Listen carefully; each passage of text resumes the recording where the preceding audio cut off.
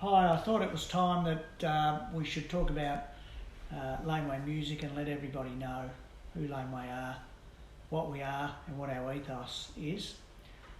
Laneway started only about 3.5 years ago after I'd sold my interests in liberated music, and one day I was sitting down wanting to fulfil my day of listening to Mike Rudd and Ariel and associated bands by Mike.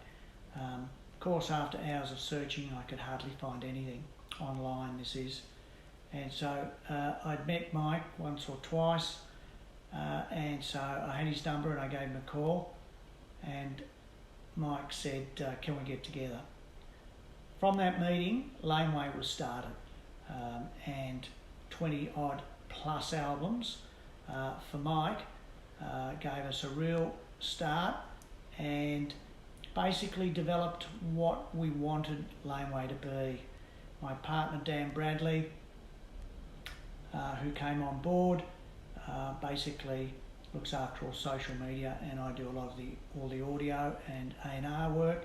And we now have Andrew McGee, who has come on board and is going to take over A&R work. Our ethos is basically to deliver as much back to the artist as is possible, and there is no word called recoupable funds at Laneway Music. Laneway Music is by artists for the artist, and we really want to make sure that the bulk of every stream goes back to the artist. It's hard enough with streaming and the digital world, but that is changing year on year, and we're very excited about the growth in digital music. I think that where we started, and we basically started from about 1970 onwards and started to release music that we felt had been lost and forgotten, music that had developed the Australian music scene. What we have today has developed from what those artists brought to the table back then, and they honed their skills by probably playing 6 days a week. It was fun times, I think. I was brought up in the 70s, and the music for me was legendary.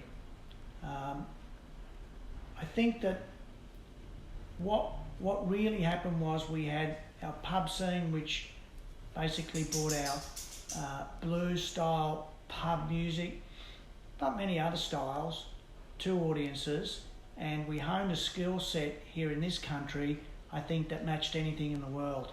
I never had an interest in thinking about why aren't we recording overseas. I thought we could do anything as good as anybody else in the world. It really did show that Australian music could be brought to the world and could basically give us a local scene which was as good as being in San Francisco, Los Angeles, New York, London, or Germany, and the like. It's been an absolute pleasure in developing the depth of music for each artist that we have. We have in excess of 50 artists. We have in excess of 5,000 tracks. We have just on getting towards 3 million views on our YouTube channel. We have basically, I think, brought a lot of acts that were lost and forgotten back to their core audience. Anyway, that's enough for today, but I would like to bring a snippet each week to our audience about what we're working on and how we're working on it, and and what we're doing. Thanks very much. And until next time, we'll see you then. Bye.